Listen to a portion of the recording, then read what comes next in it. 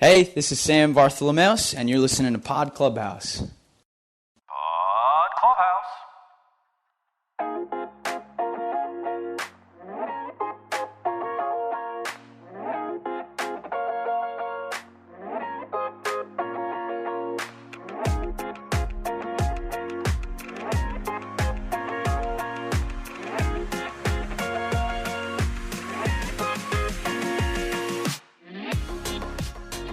Welcome to Decorating the Set from Hollywood to your home with your hosts, Beth Kushnick and Caroline Daly.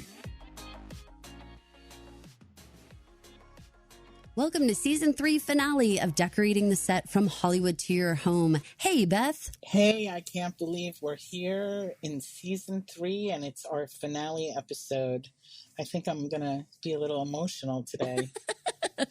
It's always so difficult to do finales, whether it's a series that we're wrapping up or this awesome podcast that we're doing with you, Beth, where we get to get all the tips and tricks for our home, because I always feel this sense of withdrawal. Like, I'm like, but where will I get my creativity? I know. I'm going to miss you so much. I'm going to miss you. I love us getting to talk. I know, but we're coming back for Season 4, so we're going to be better than ever. Absolutely. Y'all absolutely go back and listen to the catalog of different podcasts from wherever you listen to your podcast from, because there's so many great tips. This week, however, in our finale, it features a look at Season 2 of EPIX original series Bridge and Tunnel, which premieres on Sunday, July 10th, only on EPIX. Beth and I are going to talk about her work on the show, as well as bring you interviews from Bridge and Tunnel's costume designer, Rosemary Lepre Forman, and series co-star Sam Vartholomeos. Both interviews were fantastic. Everybody's going to get a lot out of our deep dive with Rosemary and Sam. I am really interested in knowing more about prepping Season 2 for a show. We've talked about starting a show. We've talked about ending a show. As shows evolve, there must be a lot of changes that go on. What is it like to revisit those old sets and having to freshen things up from Season 1?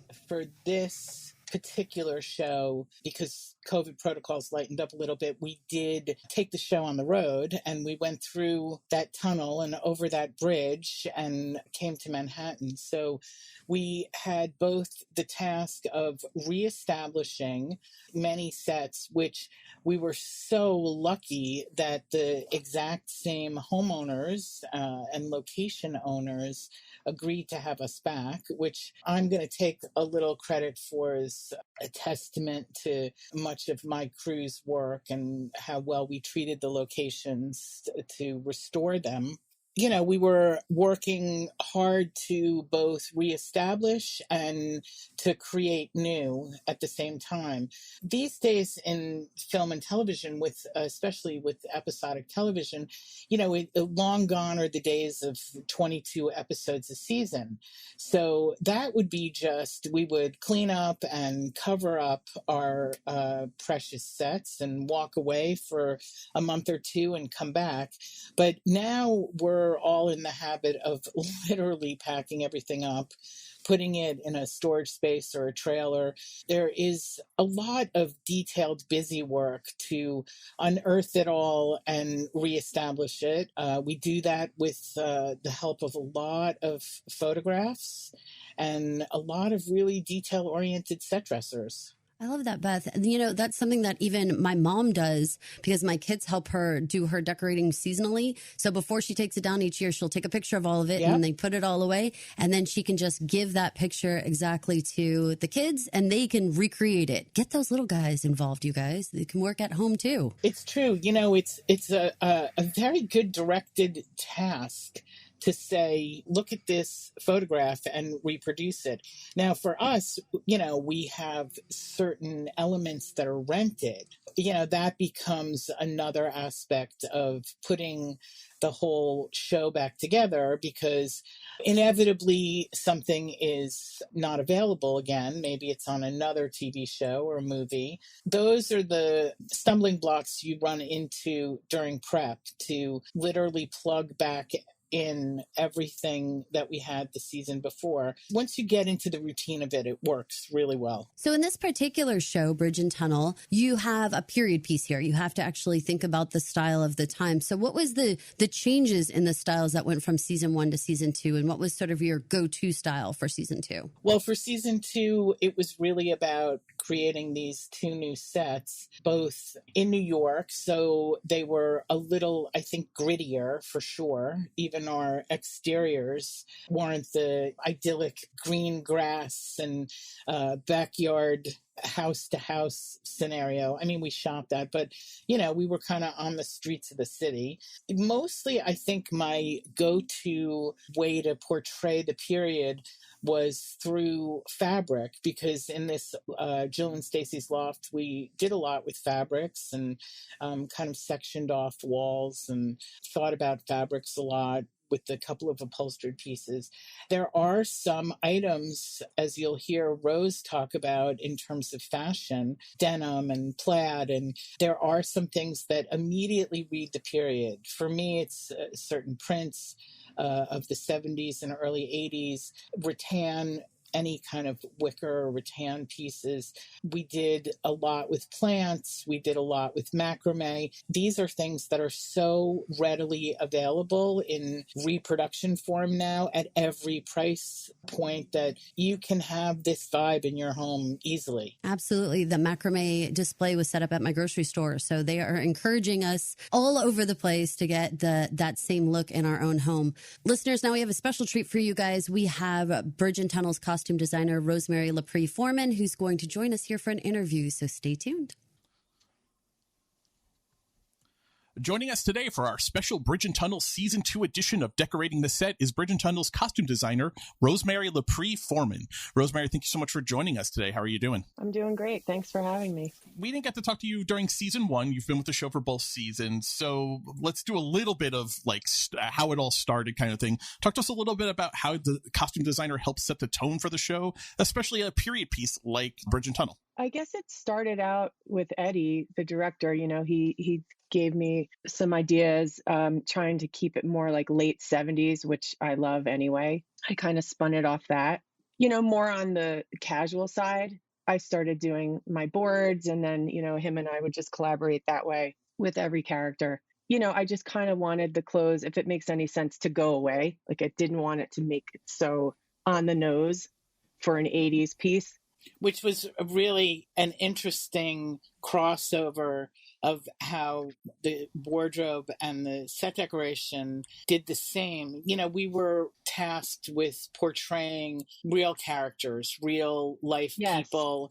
This was something really important to Eddie to, let their beings shine through, so we did the same thing. We didn't overdo it. I mean, in our backgrounds in the set decoration, he picked out so many of these great bands and, identified each character with musical memories and stuff. But I was so struck in season 1 just of Rose's boards, because we put together these lookbooks and they were so subtle, kind of in this muted palette that we were all working in, even with our director of photography. It just was an immediate read of the period, which really worked for both seasons. Well, one of the first things I did was immediately went to my parents' house and looked at all the old photo albums from the time. And I just screenshot a ton of photos and, because it's real. I mean, I would call my cousins. I'd say, send me any picture that, when you were in high school. I want them all. There's so much of Long Island that it still in 2022 looks like it did in 1980, 1981. I grew up in Queens. I mean, it's one of those areas of the country that just has changed, but also hasn't changed. There's a lot of living rooms that still look like they did back in 1980. Well, Michael, that is exactly how we were actually able to shoot, especially in season 1 in COVID. This is one of the only shows that I've done that was so heavily based on locations. Even if it was a complete dress from the floor up, both from a budgetary standpoint, but also from a time and a COVID standpoint, we literally tapped into a neighborhood that we shot for both seasons in, where homeowner after homeowner said, have at it. Take our late 70s, early 80s home, do whatever you want with it. We were even, borrowing from one neighbor and dressing their stuff into another neighbor's home. It was a really interesting collaboration because in all actuality, Rose and I, we didn't spend a lot of time together at all. I mean, No. we spent time on Zooms. I think we kind of proved to ourselves that we could work this way under these COVID protocols.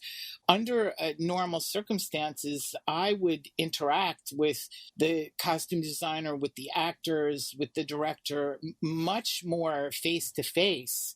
We still developed this really great communication and collaboration. It was a really positive thing that came out of being forced, because of COVID and just how we were shooting this in these small houses to work. It was really interesting. And, again, what you're saying is true.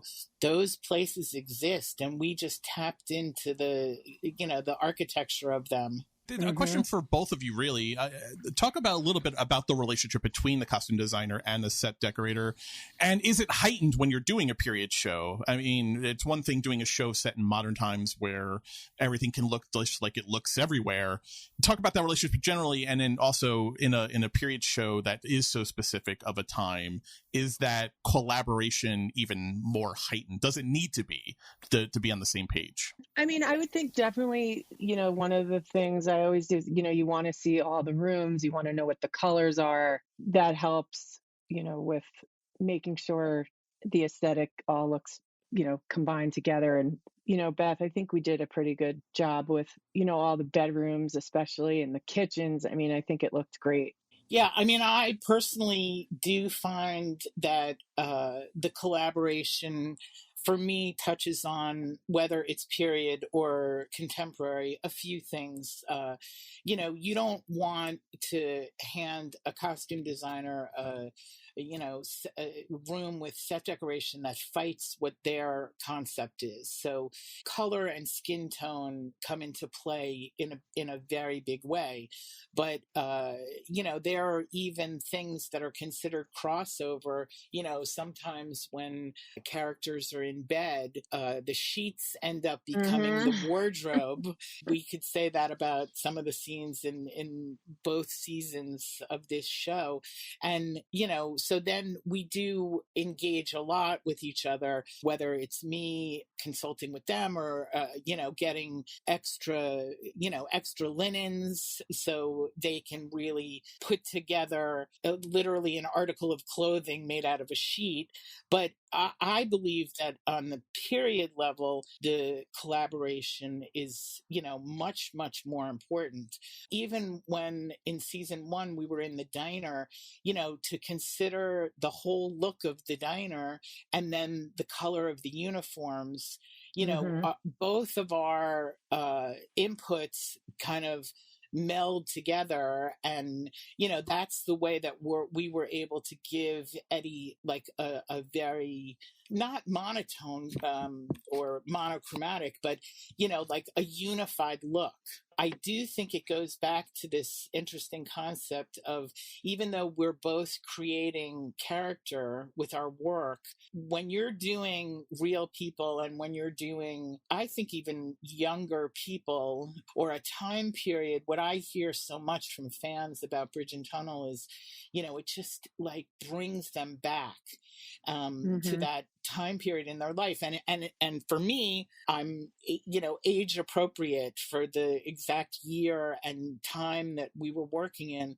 I pulled out my own high school pictures, and I think that's what motivated us as well, to not do anything that specifically stands out in the period, but just a whole general vibe. That's what the whole show was. I think, that's how Eddie pushed the actors, and it was what pushed and drove the locations and shooting on Long Island. And then in season 2, coming to the big city, that was a big thing for all these bridge and tunnel kids. Yeah, I definitely think that you'll notice a major difference with the clothing in season 1. And then when everybody gets to come to the city, I elevated everybody a little bit more. Not so much Jimmy, Sam's character. Mm-hmm. But yeah, I would say season 1 definitely has the color scheme was a little more, there's more like, I call it sad plaids, like,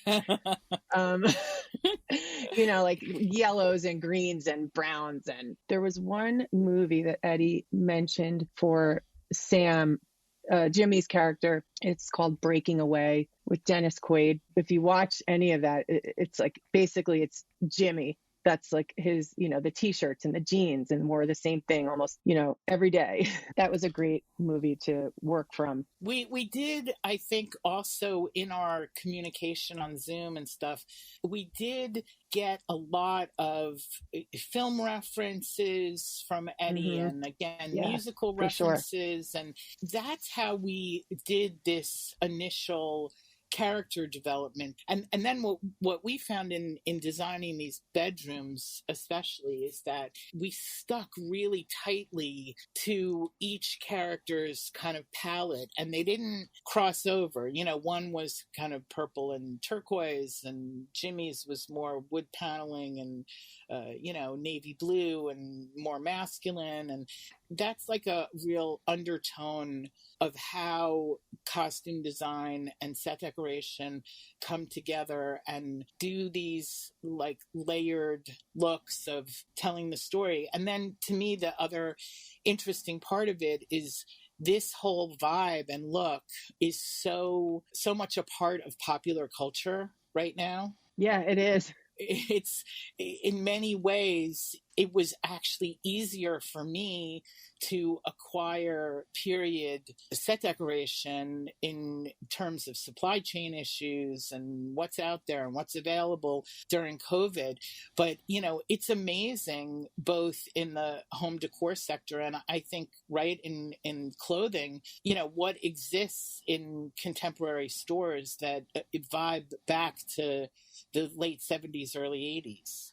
Mm-hmm. Rosemary, let's talk a little bit about that, because I'm hearing a lot of the character design is coming from Ed and how he's setting out these characters. But the actual process of, are you going to vintage stores? Are you going to the Gap? Or are you having custom made clothes? Like, how are you going about actually dressing these characters in such perfect, pitch perfect attire for the time? I was really lucky during all the height of COVID, I was thinking, oh my gosh, are any of these stores going to be open? Am I going to be able to do this?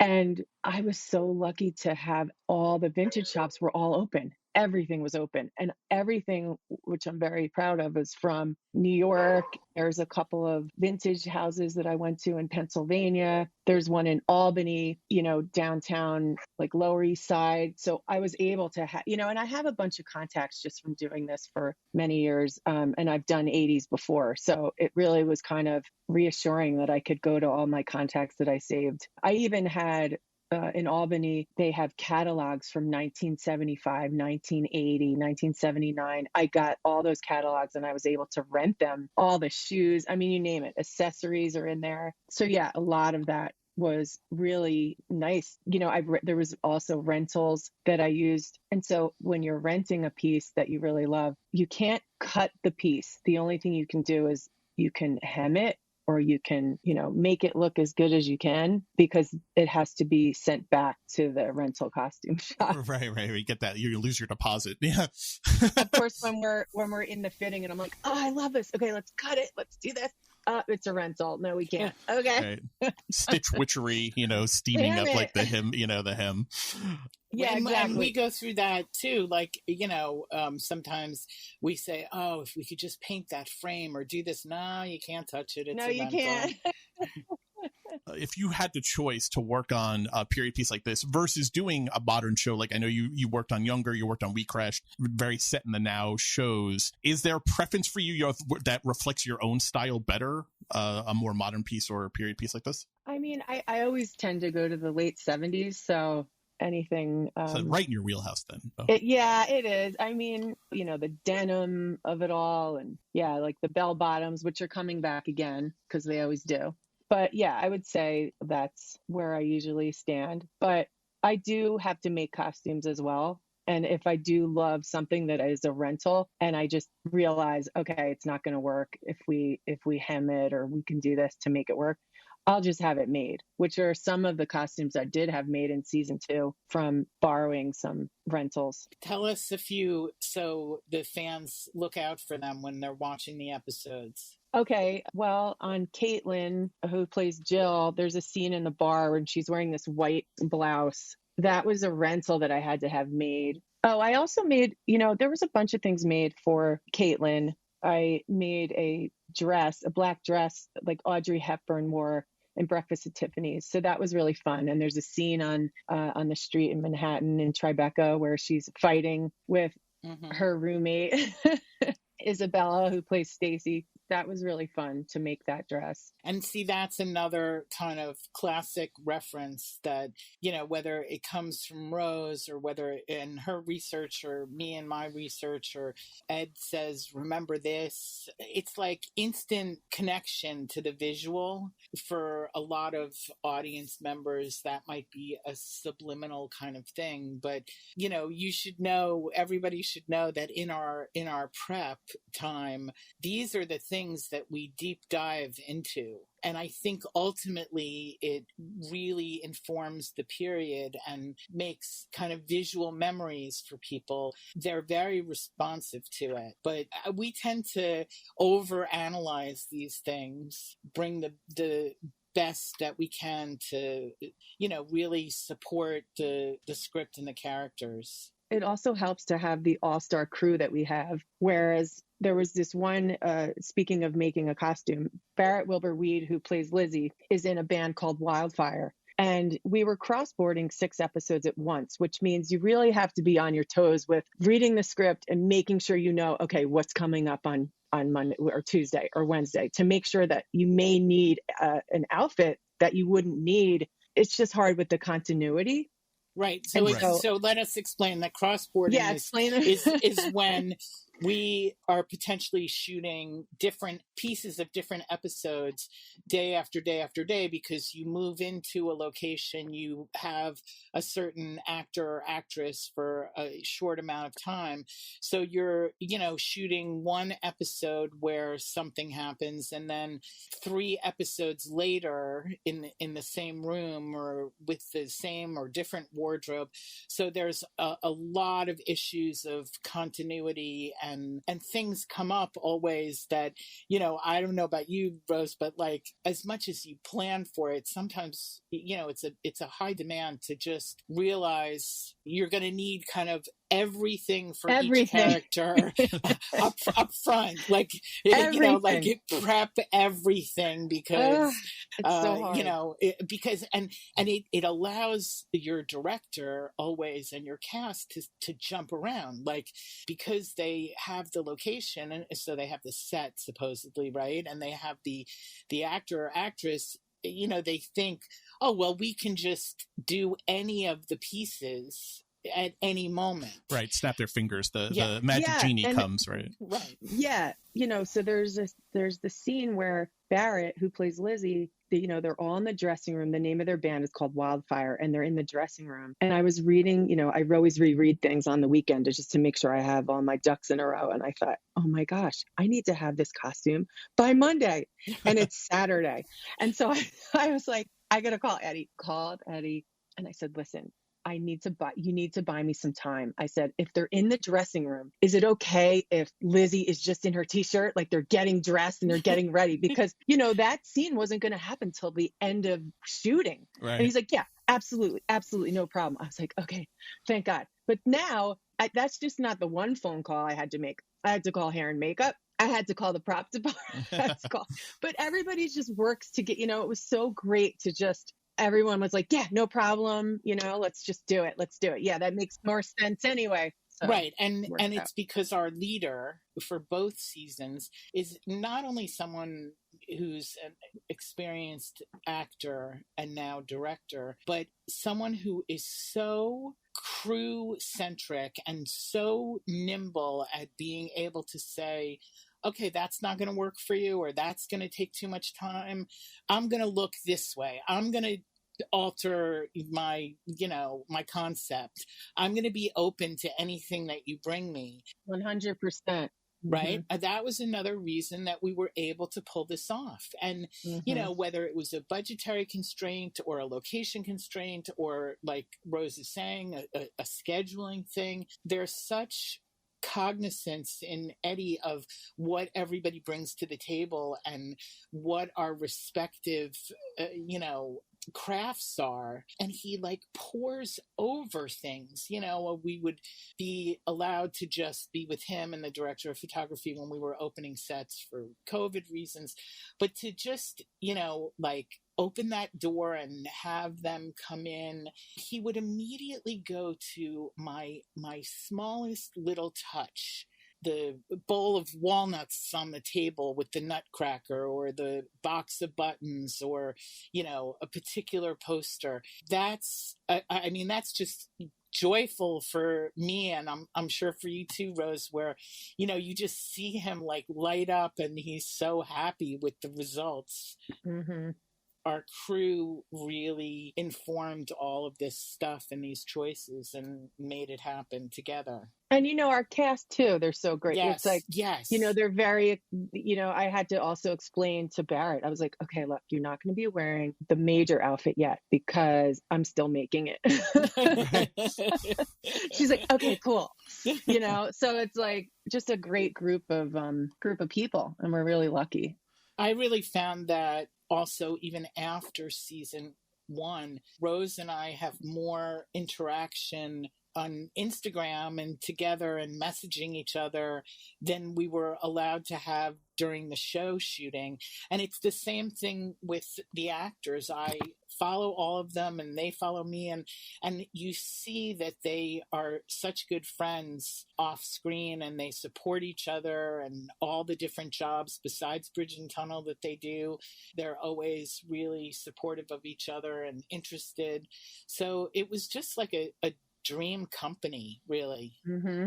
Rose, Beth has mentioned the COVID protocols a lot, and she and I and Caroline, Beth's co-host, have talked about how COVID protocols have really changed the filming industries and from a set decorator point of view. But for you, and I think about for costume design and for hair and makeup, how much has that changed your job from what it was to what it is now? Because I imagine costume designing requires a lot of in-person contact and a lot of kind of close quarters. Well, I found that you have to have a lot more patience when it comes to dealing with these new protocols. For example, in season 1, we didn't have as many background scenes just because we couldn't because of COVID.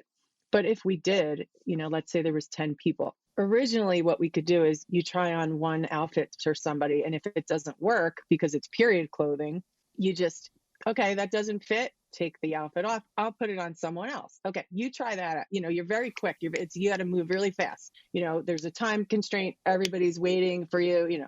You couldn't do that anymore. So anytime someone would put a piece of clothing on, it would have to go into a garbage bag and we'd have to wash it. So it was so frustrating. But I thought, okay, we're just going to do it. We're just going to do it this way. This is how it has to be. And it worked out. It all worked out. And again, everyone was very accommodating. All of our extras were great who was working with us, which I think was good to have, to learn the patience of it all. I don't think I just speak for myself. I think that's the whole crew, when it comes to. Yeah, it definitely tests your patience. And, it's a system that I don't know about you, Rose, but I'm finding, whatever job I go to, it's kind of still in many ways in development in terms of how we test and when we test and what we do and contact tracing. And studios take it very, very seriously, of course. Health and safety has become paramount, but it's also added probably a third more to any budget. I mean, I find that the set decoration department is usually one of the largest, if not the largest, on any show. But certainly now we're beat by miles in terms of the health and safety departments. It's, an incredible coordination when you think about jobs where people have to be tested every day and work on location and get testing there. And our lives have taken on, I think, a even more electronically based coordination and communication. We all fill out health and safety forms every day, and we wear bracelets, the color coded, and we're in different zones. But I think in year one and in season one of Bridge and Tunnel, it was, I don't know, it was something that I felt always aware of, standing on a location scout and looking at everybody with their masks on. Now it just seems so commonplace, that everybody kind of goes to work and it is just what we do. Yeah, the zoning as well, so, and you really have to, plan your morning. Okay, I have to get tested first. So, all right. So I have to get up a little bit earlier just so I can test because I have to be with the actors. You have to do it. Otherwise you're not going to be able to work, which that's our norm now. I think but I think with all of that added on, I think one thing people maybe don't realize is there's not a ton of extra time though being allowed to make these shows. Right? Oh, I mean, not at all. So you have all of these extra responsibilities and other hoops and protocols to go through, which is for everyone's benefit and safety, but you're still under the same kind. It's not like you're taking an extra 10 days of shooting to get it all done. So it just makes for longer days, right? I mean, that has to be kind of an exhausting marathon by the time the season is all done and shot, even for a six episode show like Bridge and Tunnel. Oh, it's definitely altered our schedule. The most interesting thing for me in my department is when you need extra manpower pre-COVID, 9 times out of 10, you start to make phone calls for set dressers. I need to book you for tomorrow. We're, schedule's changing. I need extra people. Or you call the union hall and they send you. But everything now goes through this filter of you have to be thinking 2-3 days in advance because, if you're adding any manpower, you have to have your team tested. Yeah, the testing. Both Rose and I, who are running departments, she may need an extra seamstress or, an extra set costumer for a day, that's scheduled with the 10 extras. Everything has to be our responsibility of, okay, well, let me backtrack and think about people getting tested. And it's this new system that we all get onboarded. And as much as we have our, I think, creative collaboration that's, with shared screens on our Zoom calls and stuff, a lot of our former in-person collaborations, like what I would have with, say, the accounting department. I mean, now I could do a whole entire job where the accounting department is literally in another country. I mean, I just finished a job where the head accountant was in another country, in another time zone for the whole job.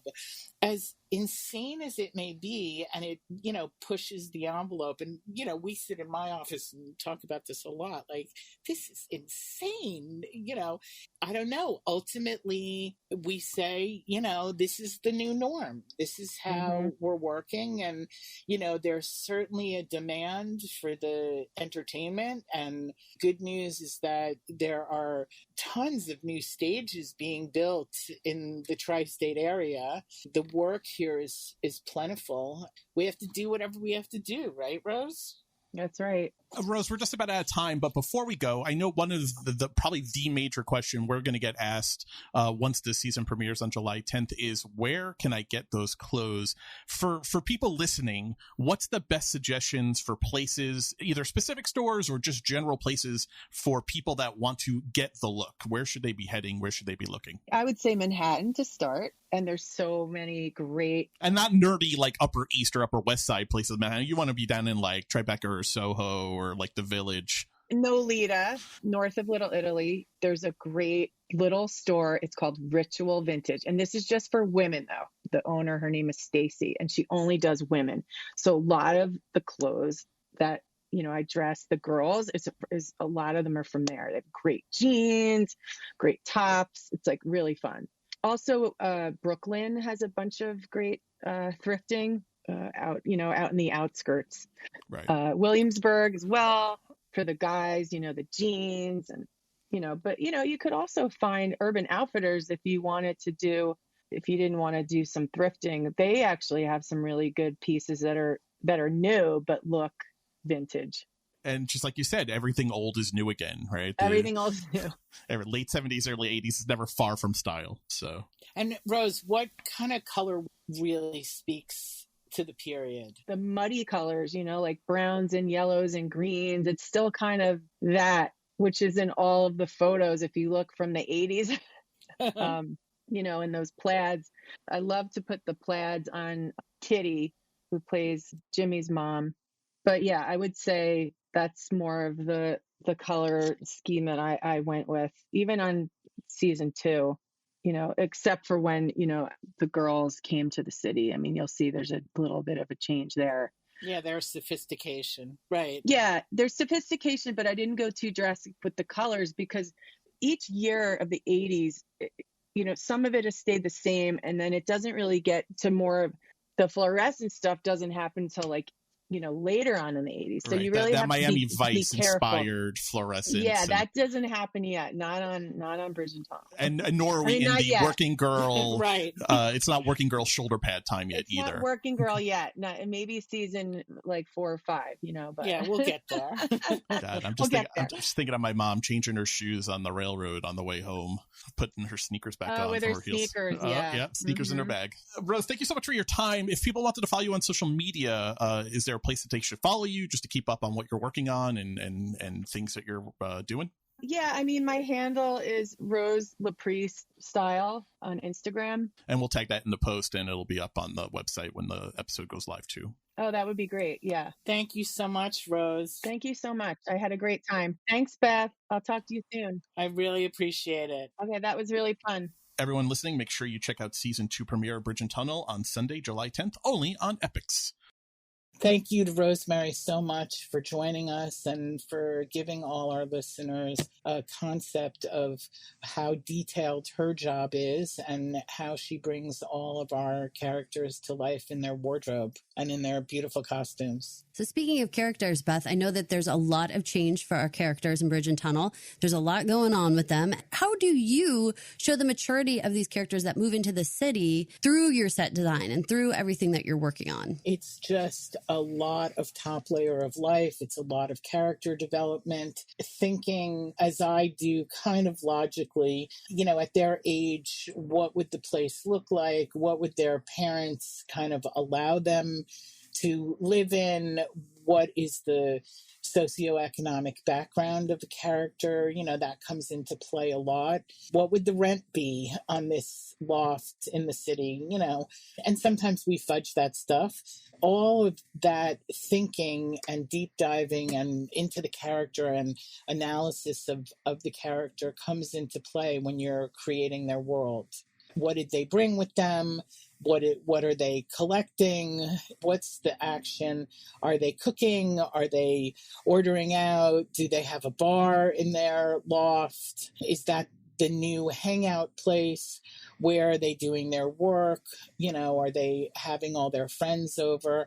These are the ways in which the scenes develop and the characters develop. The set decorator is tasked with providing all of that based on the script, of course. So luckily we're a little bit through the pandemic these days, and I'm curious, was sourcing items for season 2 any easier these days, or is it continued to be a challenge? It's definitely continued to be a challenge. The interesting thing is, I think we've had an effect on our listeners because how do you show the maturity of people during the pandemic to go out there, look for thrift items, and when you couldn't get things in your big box stores, to maybe buy an item from a different period and paint it or fix it up? And there's not a lot of stuff out there.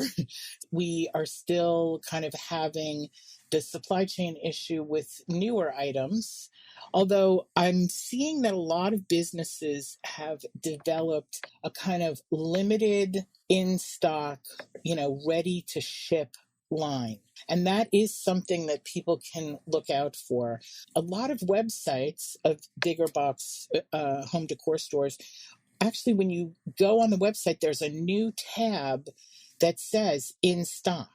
You can see immediately. I like that because then I don't get attached. If I get attached to a piece and I'm printing it out and thinking about using it on a set, and then I go back in and see, oh, that's 6 months away from happening. Right.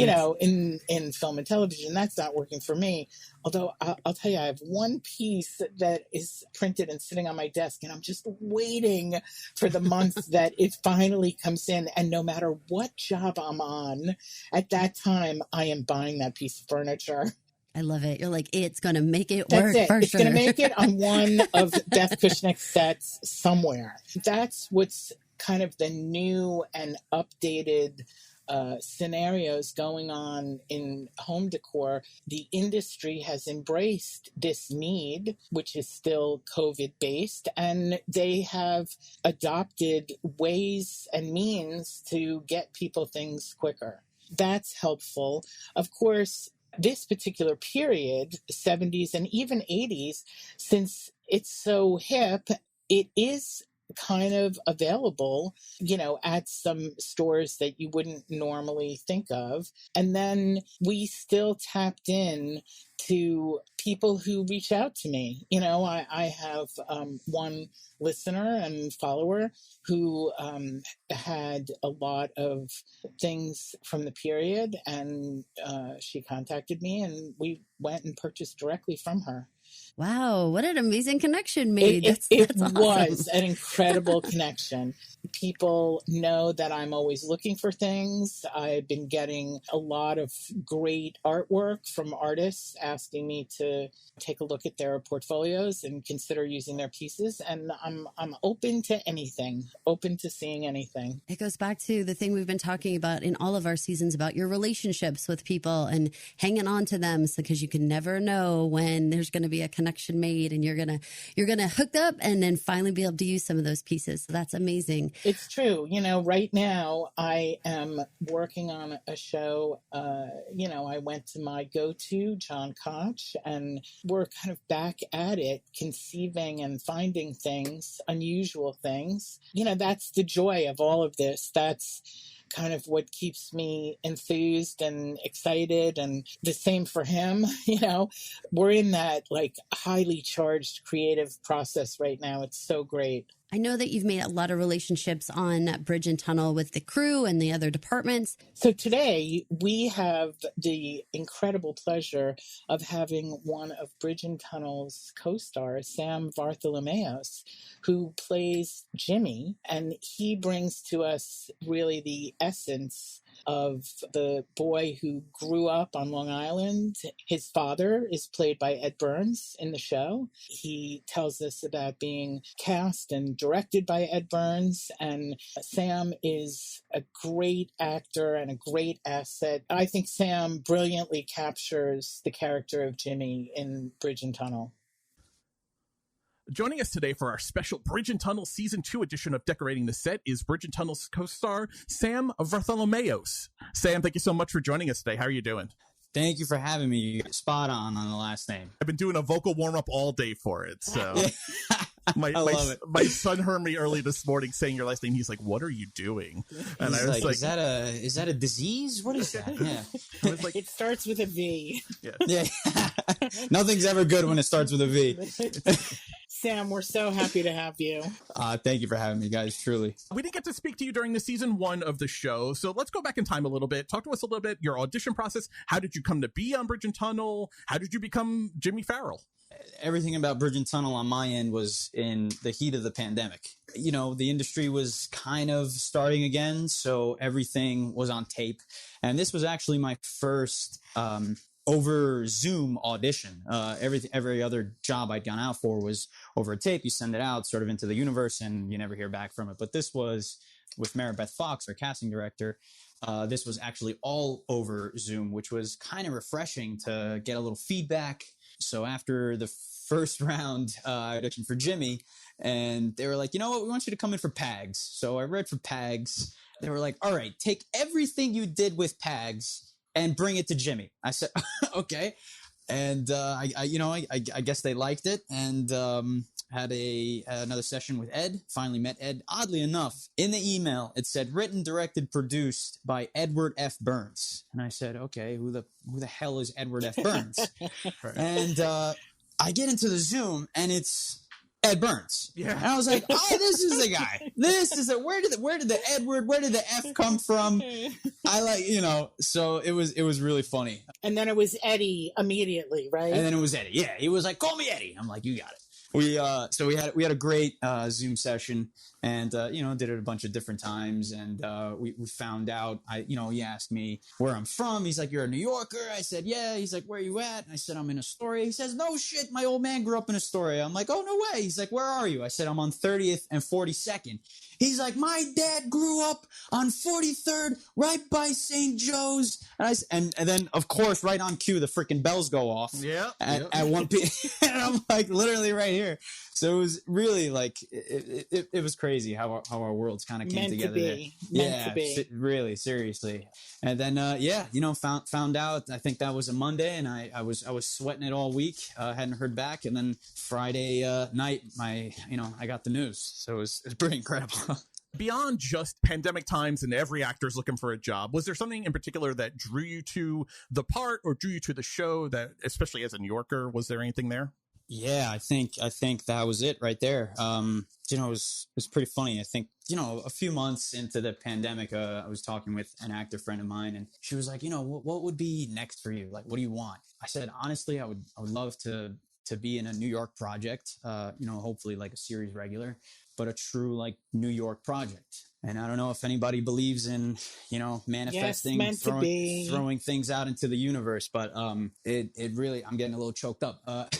It was, it truly was like meant to be. I think so. So yeah, doing a New York show with a New York guy, that's Ed Burns. I don't care who you have in your roster. Ed Burns is a New York guy through and through. You have all these people trying to do New York, and he's the one who truly pays homage to where he came from, the people he grew up with, the people and he surrounds himself still with those people. I mean, you go anywhere in New York, especially filming out on Long Island. I mean, he's the freaking mayor of anywhere we go. It's true. It's so true.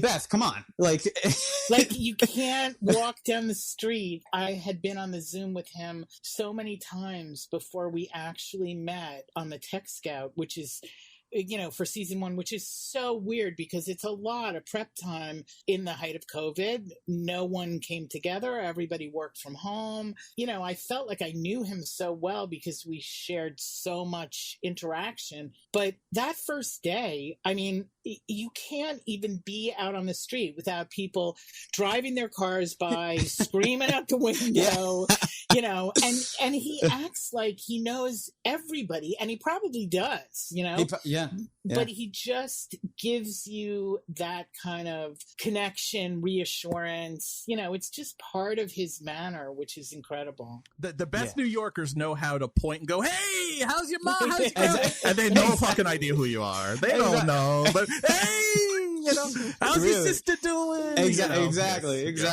Yep. No, truly, he really does know how to make you feel. And I think that's just a New York thing, like you guys are saying. Like you're part of the family. As soon as people found out I got this job and who I was working with, my 80-year-old neighbor across the street comes up to me and he goes, oh, you're working with Ed Burns? I said, yeah, Mr. Danny. He goes, I played golf with his dad. I was like, what? And then my friend's dad was like, yeah, I went to an event with him. I met him and his wife. It was great. No one has a bad thing to say about this guy. It's truly incredible. Let's stay in the Wayback Machine. Let's talk about your process. How much backstory do you need to know about a character? How or do you just taking it right on the page and not really thinking about too much of where they're coming from? It really starts, for me at least, it starts with the audition. And I can't remember actually if I did get a script for episode 1 for this. I think it was actually just the sides. So, you're given 2 or 3 pages of a scene and then you kind of have to fill in the blanks. So it really started there. And I mean, it didn't take long to figure out that, I'm Jimmy Farrell. Like the kid's not that far away from who Sam Vartholomeos is. Grown up, blue collar, loving family. He wants to chase his dream and he has a supporting family. They may not understand where he wants to go or really how to get him there, but they know that they're going to do everything they can to help him along the way. Yeah, that was something I related to immediately. As soon as I got the job and I got the scripts and met everybody, it just flowed. So we really enjoyed as a department kind of creating the whole world for Jimmy, especially with this underlying theme of him being, or wanting to be a famous photographer. It was really great to go back and do research, and we had to get all these photos in National Geographics and Ansel Adams photos cleared. And, that's another way that it really told his backstory, because in fact, that's what people were looking at and drawn to at the time in terms of, the whole craft of photography. The idea that you were going to be like this local boy and go world traveling because of your love of photography. Yeah. I think Jimmy had something to say in his photographs. And I think, everyone has a story and everyone wants their story told in some way. And I think, his pursuit wasn't really to become a famous photographer. It was just to get his story. I gotta do it. It's that thing that, you have that itch in your backside and you just can't reach it. And you're trying everything you can to reach it. And that's where Jimmy lives. And it's not only in his photography, and it's in his love for Jill. It's in his love for his family, his pain in the ass sister, which I think I can definitely relate to. You also had like the physicality. There are a lot of photos from the still photographer for the show, but also a lot of scenes where you really had that physicality of a photographer down. Looked like a total natural for you. The bigger period, camera. It's not like holding your iPhone, No. Even the work in the darkroom, that was a set that we built, but you definitely pulled off the authenticity of it. Thank you, Beth. That means a lot. Thank you. I actually got into. I wouldn't consider myself a photographer. I really like taking pictures, and my arsenal has grown over the years from Polaroids to my dad's old film camera, and I buy way too many cameras, but that was a passion of mine, definitely. So it wasn't too foreign of a concept to grasp. I have my dad's Canon AE1 that I use. That's so cool. Yeah, I bought a little Ricoh, just automatic film camera, and I bring it to parties or when I'm out with friends, and so it definitely. And I love old shit. I really do. I love old shit, and I love the way it feels. I love hearing the mechanics working in the camera when you're loading the film and when you're winding it up. And the only thing I actually didn't have any experience in was the darkroom. So that, Jeff Mulstock, our DP, really helped me out with that, and just, figuring out what all the different chemicals did. And so yeah, we figured that out. But yeah, man, again, I am Jimmy. Jimmy is me. So this is coming out, this episode's going to air a couple of weeks before. It's actually coming out right before you guys premiere at Tribeca, which very exciting. Yes. Tell us about Jimmy. We're picking up in the summer of '81. He's coming back from Alaska. Where is Jimmy at? How has he changed? What can people expect from him? Is he still with Jill? Give us a little bit about where Jimmy Farrell is standing in summer of '81. Summer '81 It's like you said, it's a year after he leaves. So he's back from his adventures in Alaska. He's gone even further than Alaska. He's taken multiple trips now at this point. So he spent a lot of time away from the family, from friends, from, his true love, Jill. So he's bringing some things with him. He's bringing some experiences back home with him. He's a little different, but there is that thing of like when you return home that you I don't want to say regress in a bad way, but it's like, you're sleeping in your childhood room, which Beth did an amazing job on. Thank you. And by the way, we did a deep dive into that because we wanted to make sure the bed felt a little small for you. Yeah. And, the chair was a little low. And, we did really take all of that into consideration to kind of show that it was time for you to be out of there. Right. I mean, and the good thing is like, we're all playing kids relatively close in age. I'm not playing a 17-year-old who's coming back as 18. Like Jimmy's a bit of a man at this point. He's experienced some things on his own. He's out of Long Island. So a trip like that can't help but change you in some way. So he's coming back. He has maybe some new work that's coming his way that'll take him back out. Well, he has some difficult choices to make about career and love and family in season 2. We see Jill and Stacy in season 2 kind of advance as well, moving to New York and pursuing their dreams. That's something the fans are going to be so excited to see because it really still keeps the flavor. Ed kept the flavor of Long Island. And of course, we were back at the tavern, back at our, all our Long Island houses. But, this added new level of kind of, crossing over the bridge and through the tunnels to the big city, Yeah. I think that was, I guess, one comment about season 1, all my friends and my family, everyone I talked to about season 1, they were like, it's great, but when are we going to see these kids in their elements? Yeah. When are we going to see them in the city? I mean, the show's called Bridge and Tunnel and they never cross a bridge or go through a tunnel.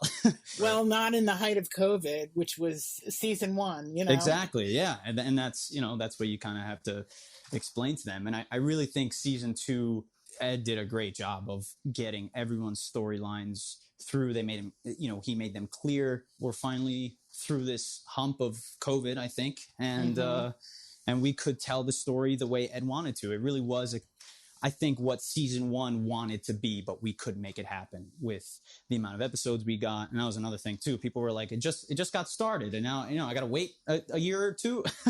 I thought about that though too. And I saw that same criticism. They never cross a bridge. They never take a tunnel, but I think it ended up being an accidental blessing to explain, as far as a show that's going to run for a while, the mindset of a bridge and tunnel kid. You grew up in Queens. I grew up in Queens. I took the railroad. You probably took the N train into the city. There's a little bit of a stigma if you're in the city, not living in the city, especially in the 80s and the 90s, for sure. I would hop on the railroad going to Penn Station, and people, like, if you weren't from there, they knew. And I think there's like a mindset from being Long Island or Queens of being an outer borough kid. So I think season 1 did a good job of explaining that and introducing who these kids were and that mindset. And now maybe without COVID or COVID lessening, we can actually show them going into the city a bit more. Yeah, you hit the nail on the head with that. And that's something, like you said, being from Queens, I could definitely relate to. I stayed in Queens up until about high school, when I got into a high school there, LaGuardia High School. And I was taking the train every day, and I definitely felt I was looking at the world through this weird distorted peephole, and all of a sudden I noticed my Queensness. And it was it was very weird because, after a year, 2 years, you start to sort of adapt to. I started to adapt to my environment, and then I sort of became I was still too Queens for my high school, but I wasn't Queens enough for my hometown. Right, it was very bizarre. But yeah, I mean, we really did establish the Long Island life, the houses. I mean, I think Beth, in one of your episodes, you commented on Jimmy running from his house to Jill's house, and that's where that's where we filmed. We were in a neighborhood there, and you just saw me run straight through, and that is the life. The location find of us kind of taking over that whole neighborhood. And, we've touched on this a little bit about how, we went and infiltrated a neighborhood of actual neighbors, long-term neighbors. And, we took stuff out of one house and put it in another. And, but the first day of scouting, to realize that we were portraying that real life of, hopping the fence or talking over the fence and running down the street with all the period cars and, the flavor of all of that. It really portrayed a certain lifestyle that, as Mike has said, still really exists. I had the opposite growing up because I grew up in Manhattan and didn't veer from my neighborhood either much, so it felt like growing up within a couple of blocks on Long Island. I can relate in kind of a different way, but I know plenty of people who grew up out of Manhattan, close to Manhattan, and have never even once been here. I was born in 1978. My parents' house still has the same green and white aluminum siding that it had in 1978. They haven't even owned the house actually in 20 years. It's still, I drove by there not too long ago. It still has the same aluminum siding. From 1978, and God knows how much longer before then. Just doesn't change. It's just one of those places that doesn't really change. It's in a jar. It is. Let's talk about you, Sam. It's probably not any stretch to say, coming into a brand new show, you're one of the leads. There's probably some anxiety. Your show is on your shoulders.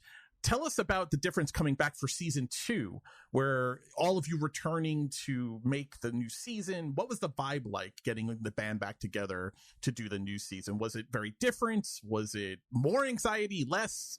What was the feeling shooting? I'd say in season 1, I had a conversation with a very good friend of mine, and I asked him that. I said, he's been in the industry for years, and I said, what is expected of me? I mean, I go into basically anything I do wanting to play my part, do the best job I possibly can, and serve everybody else. I believe if you serve everybody else, then you're in fact serving yourself. He said, just do that. Continue to do the best job you possibly can. And that's, I hope what I brought into season 1 and exactly what I brought into season 2. And I think it was a little bittersweet in season 2 because we were like, oh man, we're all getting back together again. And then, the fact that we can finally open the world up, everybody's on their own, in their own path. Right. Like friends, eventually do when they're pursuing, girls or their career or love, whatever it is. Eventually you do kind of stray. There are moments like you'll find in season 2 where we're finally back together. And it's like, holy shit, like I haven't seen you. Like, what are you doing here? Especially, Stacy. I love Stacy's storyline this season. We only really see her a handful of times. So it was nice to see everybody for the few times we did. Your accidental Ed Burns impression is really impressive. The holy shit, the show, holy shit, what are you doing here?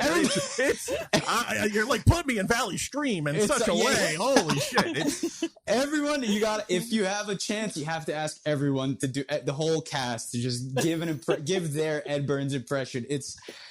Everyone's got their own little rendition of it. It's hilarious, but yeah, hey, you're talking to me. Whoa, hey, yeah. Whoa, hey. We were talking to Rose, our costume designer in this episode, as well is how you guys as a cast, and because I had most of my interaction with all of you is actually on social media, and everybody is so supportive of each other, of all the work that you guys do, whether it's bridge and tunnel related or not. It's really so great to see all of you as individuals, both within your characters on Bridge and Tunnel, and in your personal lives and in other shows, you all share, and you can kind of feel the camaraderie between all the actors. And I think that's something that definitely Eddie brought to the table for all of us. But we all kind of bonded in a weird time when we couldn't really meet or be with each other. But I think it's just continued, hence you coming and joining us today. I mean, we're all so pro Bridge and Tunnel, we just, we want to see it have its due and have a life. So it's, exciting that we're premiering at the Tribeca Film Festival. It's amazing. It really is. I mean, I had to change my underwear when I found out.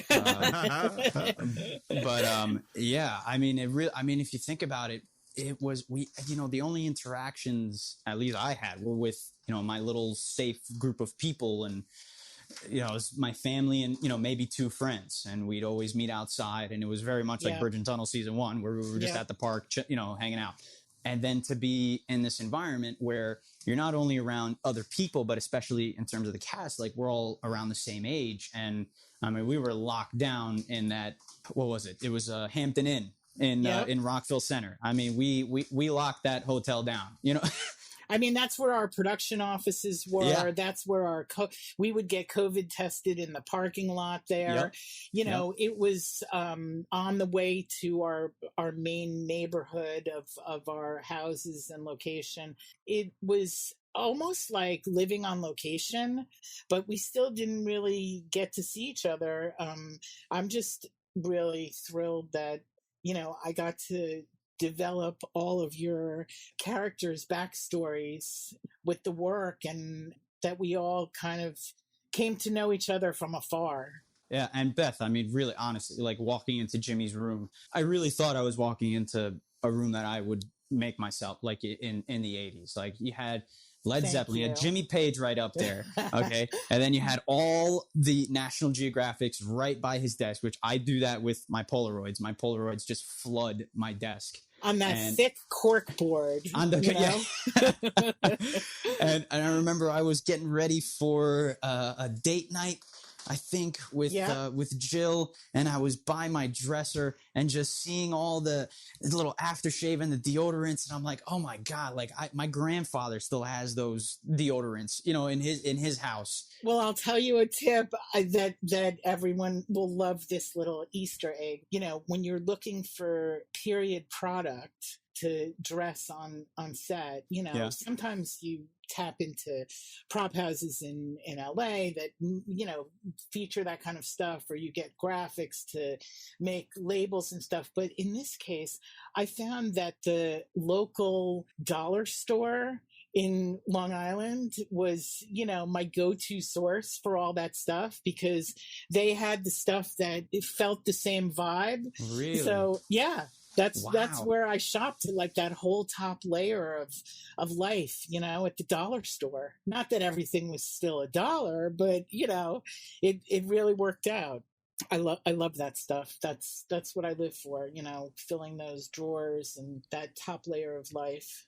I hear actors say all the time, putting on their costume is like the last part of their armor to help get them in their character. How does your costume and being in that room, like you said, the Led Zeppelin posters, how does that help you kind of transport you into your character? I mean, how does it not? I mean, putting on those jeans, those jeans have no forgiveness. Let me just tell you that right now. I mean, you guys probably know that's just straight up denim right there. So there's not a lot of room. Yeah, I think Beth, you talked about how, in some of the stills, I kind of look like, the photographer in that time. Mm-hmm. I mean, it really just, you put me in front of an old car, you put me in those clothes, you give me that camera, you put me in that room. I mean, it's you guys. I don't know what the hell I'm doing, but it's all you guys. It really is. It really is. The dialogue that Ed has written is just so freaking New York that. Yep. And the music. Yeah, the music. I mean, that was people's like top 3 comments of Exactly. like the music just transported me. You know what else was really interesting visually is that, you know, we were dressing empty rooms and building certain walls and returns and stuff in actual locations. But what struck me the most about Jimmy's bedroom is, unlike building the couple of sets that we did, other bedrooms, was the three-dimensionality of literally we hung a clothing line outside the window of your bedroom. Yeah. And it like pushed the perspective into like, you know, the backyard outside your room. That really did it for me, you know, because sometimes we use green screen or blue screen, or we see a backdrop out the window. Right. But seeing that actual backyard where we even like trimmed some greens and made sure of the perfect placement for the clothing line, that just rang so true. It was not a bedroom in the house. It was it was their den that we turned into a bedroom. Right. Yeah, and so much of this show does that. It really does. Everything from the cars to, I mean, that neighborhood. You had kids. I mean, so often, like in the, you know, when we're shooting in the late afternoon or the evening, the block would be flooded with all these neighborhood kids. How much did we actually have to do in that neighborhood to make it look period? I think that neighborhood really is in that glass jar.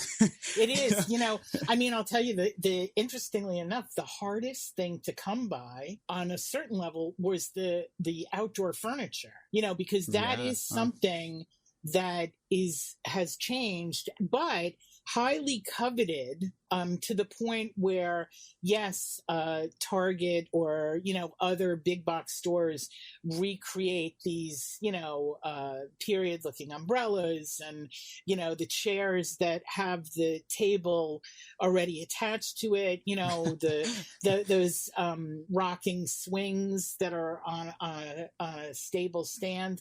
I would have loved to buy all those things contemporary, but they were sold out because of the pandemic.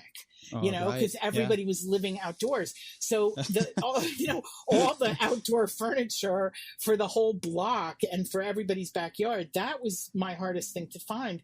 You know, we hooked up with people on Facebook and all kinds of just individuals who, you know, happened to have some stuff in their basement.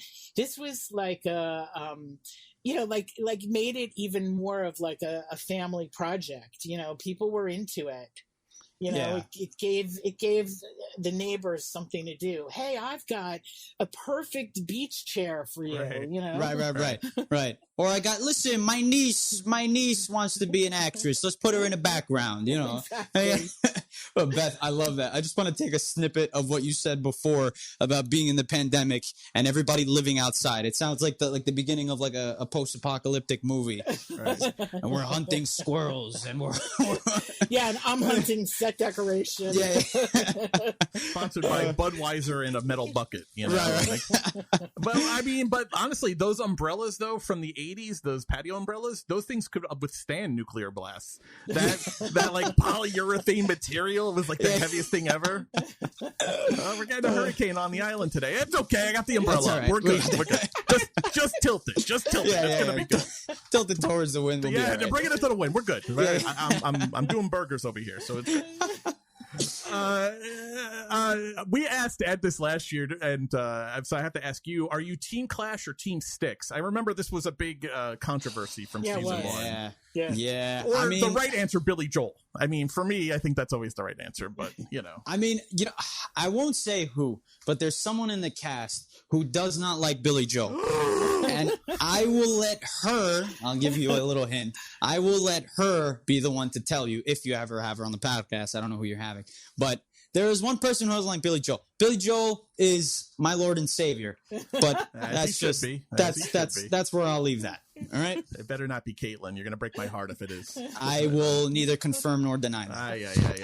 This is true behind the scenes info, people. If there was one thing you could bring back from 1981 and make it common again, Sam, what would it be? Oh, manual muscle cars. Wow. Okay. Manual muscle cars. That's just the first thing that came to my mind.